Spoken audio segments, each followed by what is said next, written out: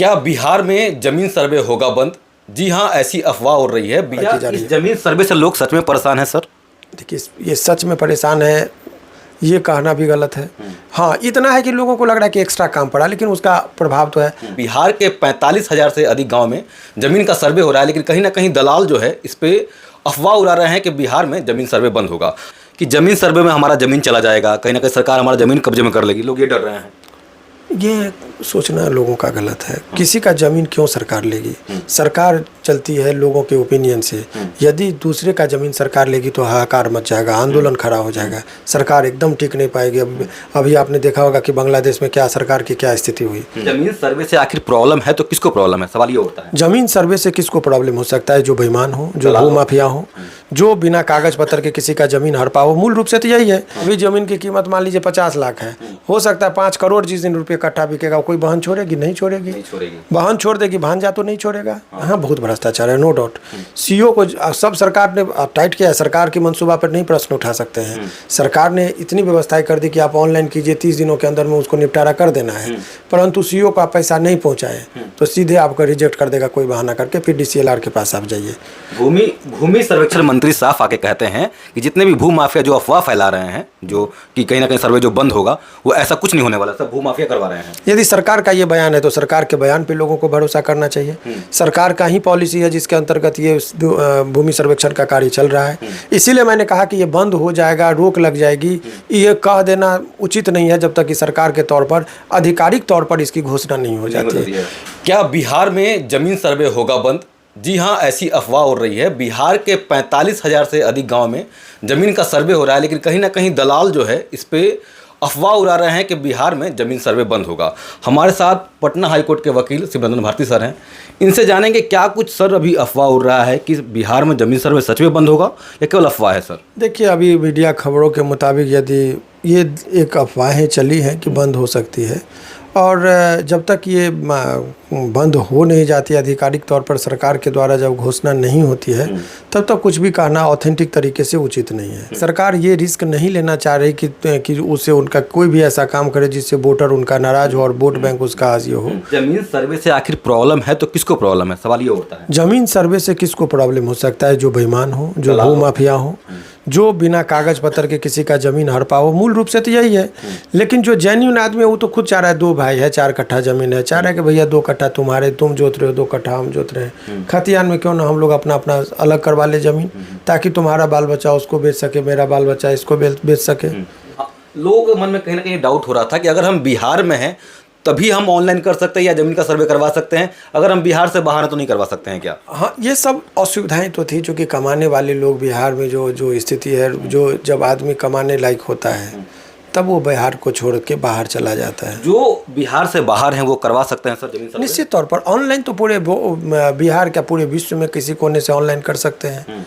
DLRS Bihar जो है, जो वेबसाइट, उसको खोल लेंगे, वहाँ पर विकल्प है।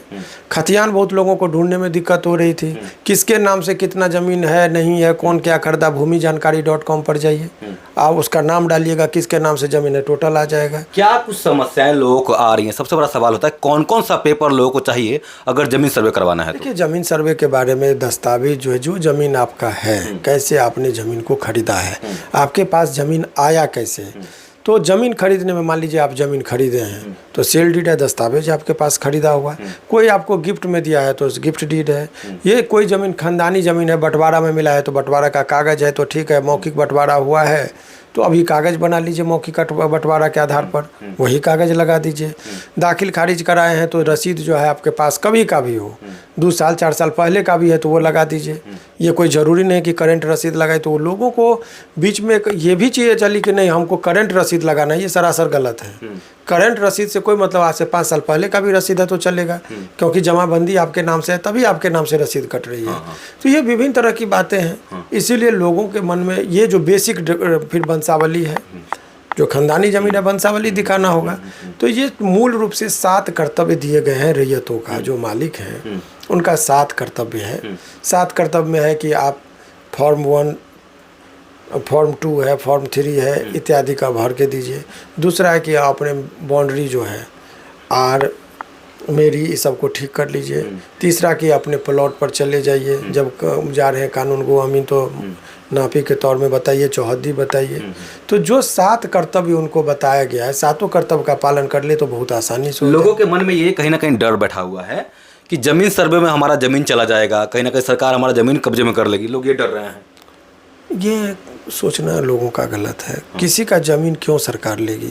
सरकार चलती है लोगों के ओपिनियन से।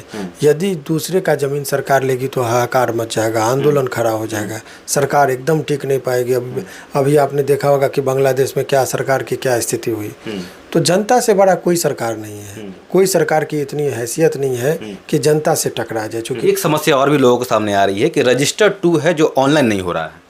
नहीं, रजिस्टर 2 में जो दाखिल खारिज के लिए ऑनलाइन ही होता है। आप म्यूटेशन का अभी कुछ दिनों के लिए लोगों को समस्याएं साइट पर शायद हो रही थी, लेकिन उसमें भी देखिए यहाँ बहुत भ्रष्टाचार है, नो डाउट। सीईओ को सब सरकार ने टाइट किया है, सरकार की मंसूबा पर नहीं प्रश्न उठा सकते हैं। सरकार ने इतनी व्यवस्थाएं कर दी कि आप ऑनलाइन कीजिए, 30 दिनों के अंदर में उसको निपटारा कर देना है। परंतु सीईओ को आप पैसा नहीं पहुँचाए तो सीधे आपको रिजेक्ट कर देगा कोई बहाना करके, फिर DCLR के पास आप जाइए। भूमि सर्वेक्षण मंत्री साफ आके कहते हैं कि जितने भी भू माफिया जो अफवाह फैला रहे हैं, जो कि कहीं ना कहीं सर्वे जो बंद होगा, वो ऐसा कुछ नहीं होने वाला, सब भू माफिया करवा रहे हैं। यदि सरकार का ये बयान है तो सरकार के बयान पे लोगों को भरोसा करना चाहिए। सरकार का ही पॉलिसी है जिसके अंतर्गत ये भूमि सर्वेक्षण का कार्य चल रहा है।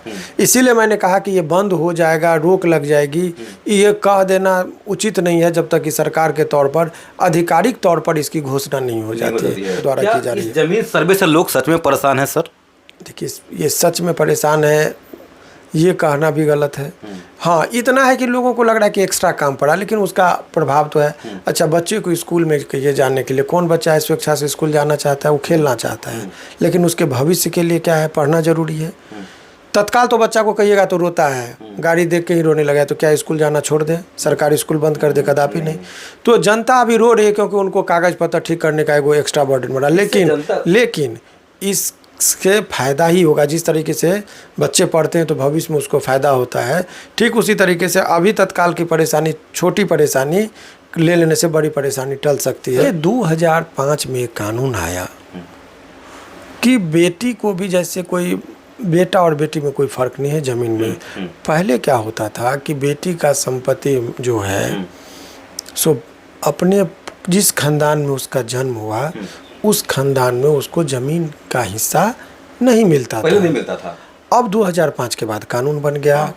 तो ऐसे परिस्थिति में जो अभी जो खतियान बन रहा था तो उसमें बेटी का भी यदि दादा के नाम से संपत्ति है तो उसका एक हिस्सा है, तो उसको दिखाना पड़ता। तो बेटी का भी हिस्सा था और है भी, अभी भी। ऐसे नहीं कि सर्वे हट गया तो उसका हिस्सा खत्म हो गया। वो ऑब्जेक्शन कर दे। यदि कोई भाई है, 4 भाई है, पिता के नाम से संपत्ति थी, तो मान लीजिए कि 3 बहन और 1 भाई था, तो हम लोग क्या करते थे, शादी में देखने जाते थे, कहता है एकलौता भाई है, 4 बीघा जमीन है, तो मालिक यही है, शादी कर दो। हम बेटी को नहीं देखते थे। जैसे एक उदाहरण समझिए, एक साधारण सा उदाहरण दे रहे। अभी मान लीजिए एक उदाहरण के तौर पर समझिए कि बिहार के पूर्व मुख्यमंत्री आदरणीय लालू जी, इनके 2 पुत्र हैं, बेटियां माने 7 है। तो लोग क्या देखता, अभी जो उनके यहाँ कोई रिश्तेदार, अभी यदि देखा जाएगा तो आदरणीय लालू जी का जो ज़मीन होगा आफ्टर उनके यहाँ से, मान लीजिए जब वो उनका निधन हो जाए, उस ज़मीन के बारे में कुछ नहीं, तो ज़मीन के का हकदार कौन होगा? लोग समझेगा 2 आदमी, तेज प्रताप जी और तेजस्वी जी।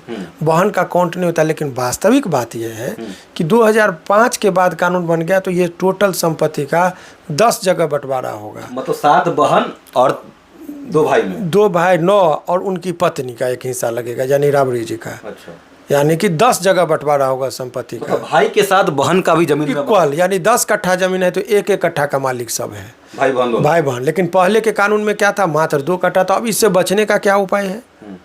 तो इससे अब हो सकता है कि उनकी सिस्टर को अपने भाई में नहीं लेना है जमीन, तो वो लिख कर दे दे, तो उसके लिए बंटवारा कोर्ट से जाके करेंगे और वहाँ पर वो कह देगी कि कंप्रोमाइज़ कर ले कि हमको नहीं लेना है संपत्ति, तो वो चढ़ जाता है। मतलब अगर बहन का भी हकदार है जमीन में। आप पूरा बात समझते नहीं, बात को काटिए नहीं, जनता तक जाने दीजिए। ये बहुत महत्वपूर्ण प्रश्न है, समझिए तब प्रश्न कीजिए। सवाल ये है कि अभी मैंने उदाहरण दिया, ये कॉमन उदाहरण था, लोग समझेंगे इसे। अब सवाल क्या है कि उसमें बचने का उपाय क्या है। कोई ज़मीन का बंटवारा, जैसे मान लीजिए इस ज़मीन का बंटवारा लालू जी 2003 में कर दिए हों, तो बहन का अधिकार नहीं है।